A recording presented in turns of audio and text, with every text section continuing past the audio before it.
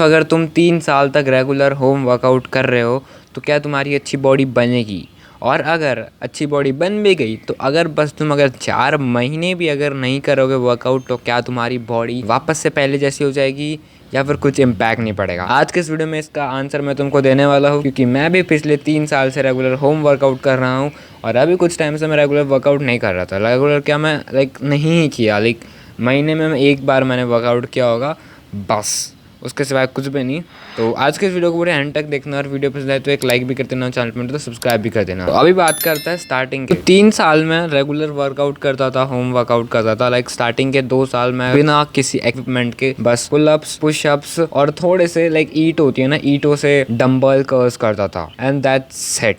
उसके सिवा मैं कुछ और नहीं करता था। तो 3 साल पहले मेरे पास कोई इक्विपमेंट नहीं थे, तो मैं पुलअप्स, पुशअप्स और ईंटों से डंबल कर्ल्स और वो ट्राइसेप का ये वाला होता है ट्राइसेप का वर्कआउट, शोल्डर का वर्कआउट ऐसे करता था। अब उसमें लिमिटेशन क्या थी कि उसमें बस वही वेट था, मैं वेट इंक्रीज नहीं कर सकता था, तो एक लिमिटिंग था। और इसी से मैंने 2 साल रेगुलर वर्कआउट किया और 2 साल में मेरे को बहुत अच्छे रिजल्ट भी देखने के लिए मिले। बट उसके बाद मैंने तीसरे साल में डंबल्स ले लिए 6-6 किलो के, और फिर मैंने उनसे वर्कआउट करना स्टार्ट किया। एंड जब मैंने उनसे वर्कआउट करना स्टार्ट कर दिया, वो मेरे लिए बहुत ज़्यादा नया था, वेट बहुत ज़्यादा था, तो मेरे मसल अच्छे से फटीक हुए और मेरे मसल मास बहुत अच्छे से बढ़ा और मेरी फिजिक बहुत अच्छे से ट्रांसफॉर्म हुई। और उसके बाद 3 साल वर्कआउट करने के बाद घर पे मैंने 4 महीने गैप ले ली। तो तुमको क्या लगता है कि बस 4 महीने की गैप से क्या मेरी फिजिक में कुछ इम्पैक्ट आया होगा?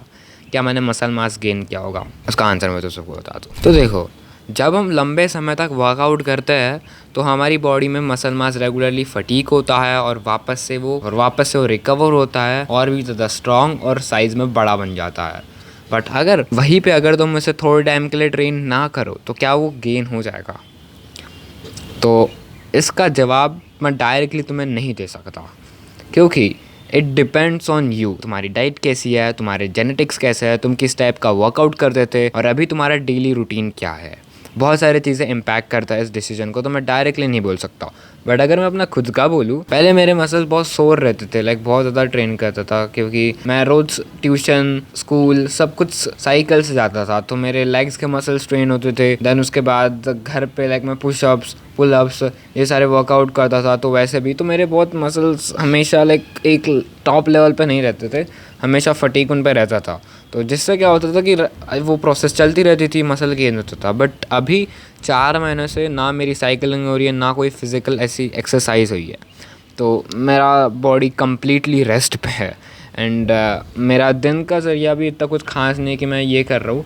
बस एक एक्सरसाइज के लिए मैं बस रोज़ रात को वॉक करने जाता हूँ, तो उसमें बस थोड़ा कार्डियो टाइप मैं बोल सकता हूँ, हार्ट के लिए अच्छा होता है वॉक, तो वो एंड दैट्स इट। कोई पुशअप्स नहीं, पुलअप्स नहीं। बट जब अब मैं अपने फिज़िक की तरफ देखता हूँ तो मैंने थोड़ा सा फैट गेन किया है, थोड़ा सा। एंड तुम देखोगे कि मेरे बॉडी में मसल मास लूज़ नहीं हुआ है, बस थोड़ा सा फैट गेन हुआ। इसका एक रीज़न मुझे लगता है कि मेरे डाइट में ज़्यादा कुछ फ़र्क नहीं पड़ा है।